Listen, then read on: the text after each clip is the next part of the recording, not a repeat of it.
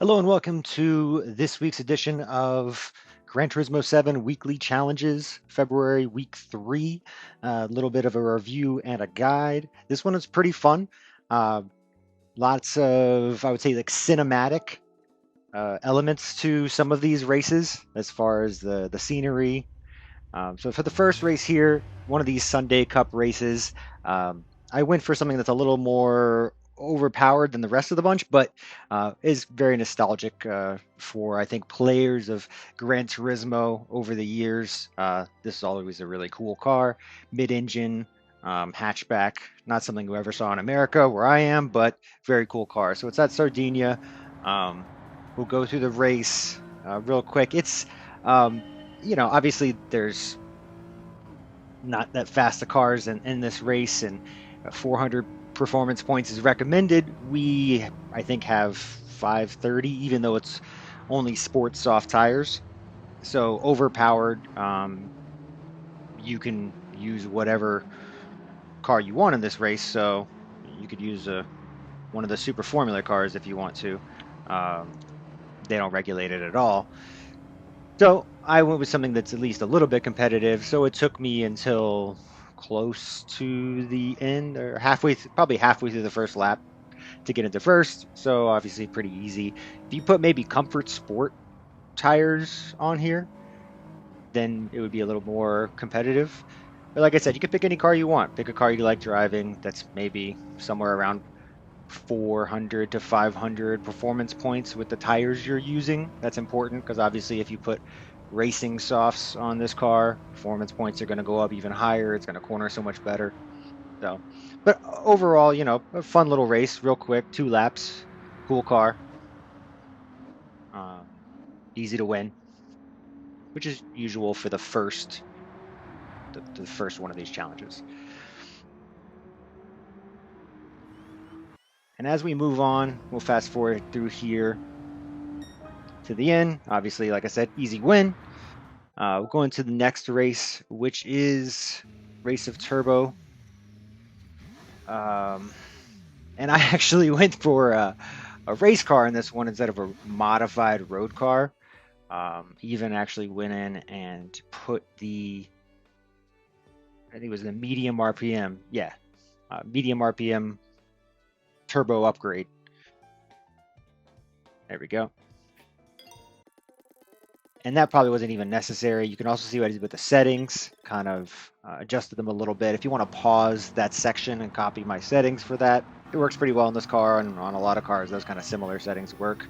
I was going to do the Clio, modify it for this race, but not allowed to. The car's a V6, it's not turbo, you're not allowed to turbo it, supercharge it, anything according to this game. So even though I'm sure you could do that in real life, the game doesn't allow it. So we went for the McLaren race car. So we made kind of quick work of the competition because, as you can see, going by that modified road car there, I think that was a Mercedes. You'll see, I think, a Supra we're coming up on in this race. Cool cars in this race, cool competition, but this obviously being a race car with the downforce on racing soft tires, it's just going to obliterate these cars, right? So you can be more competitive, do something that's not so overpowered compared to the rest of the cars. But this is a great car. This car is, sometimes one of the better cars to use in daily races.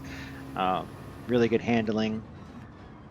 Doesn't like to spin out, slide out as bad as some of the other cars do in its class. So yeah, the McLaren 650S, good choice, but obviously very overpowered in this race, as you can see. So, but also wanted to mention, as you can see, the sunset in this race. This is the start of this 6 races of kind of a mood to them, if you will. This is, sunset driving, really nice on a very on a track with a lot of elevation changes. But we'll fast forward through here to the end of this race. Obviously, no pit stops required. Just come in for the win after 5 laps pretty easily. I'd recommend a modified road car. if you want it to be more competitive. As we go on to the next race, you've got the rally cars. So I don't remember you having to do a rally car, but I did it anyway because they suggested it. So I had won this at some point. This is the NSX rally car, and it's a cool looking car. I don't know if it actually exists in real life, but it's cool.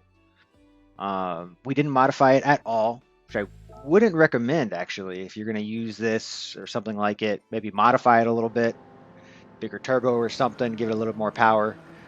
Because this one I think I might have done a couple times, and just because the first time I messed up on one of the turns and looked like I wouldn't even finish in third place, so I had to reset it. But so the next time I did it, I knew I've only got 3 laps to make it to at least third for the sake of the challenge. You'd like to get first, but so I should have gone probably and modified it, but I didn't. But really windy track with lots of undulating corners and whatnot. We'll fast forward to the middle part of the race. As you can see, the sun's really starting to go down now. And again, we went from sunset now, but now it's getting darker on this one. It doesn't just kind of stay sunset like on the last race. But as you can see, we're lap 2. We're still in 6th. We're not exactly catching up super quick. One of the cool parts about this race, though, is a surprise to me. I didn't know Gran Turismo had fireworks. So maybe I saw it in one of the intros that they did, the trailers or something like that, but I don't really remember seeing them in a race. But this race, as we go into more nighttime and the lights come on, you see the fireworks there in the background. So very cool. I don't remember seeing that before. It's cool because there's fireworks as you're driving around. You don't know where they're going to come from next. So it adds a little something special to this race. I thought that was pretty cool.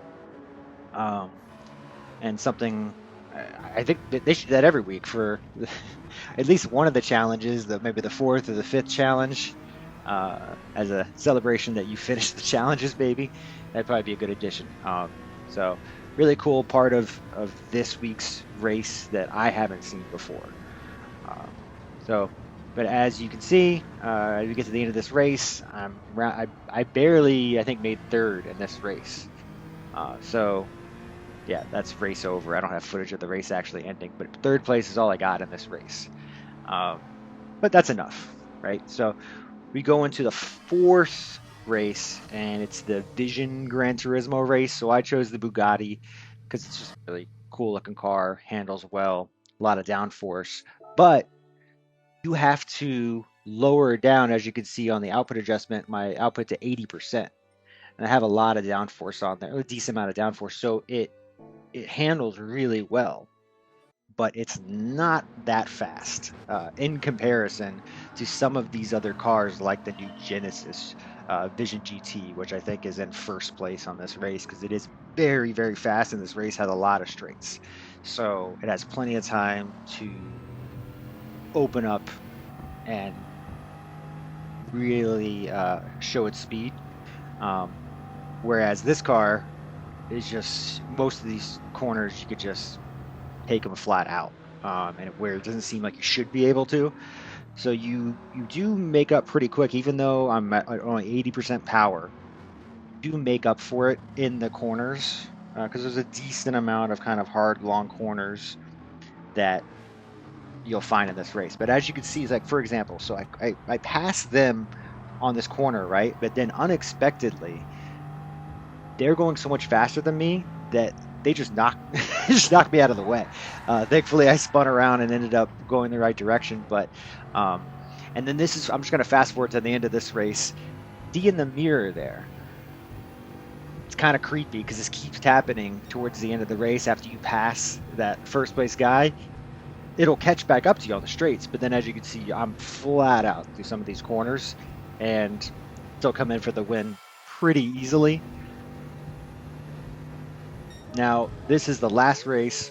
This was supposed to be Group 1 prototypes, but I just went ahead with the Super Formula because I like driving it. And I think I might have just had to possibly lower the performance points, lower the engine output slightly. But it handles so amazing. You put racing softs on it, and really just you're gonna have to pit once in this race. You need to pit for fuel anyway, the way they have it set up, so you might as well pit for tires also.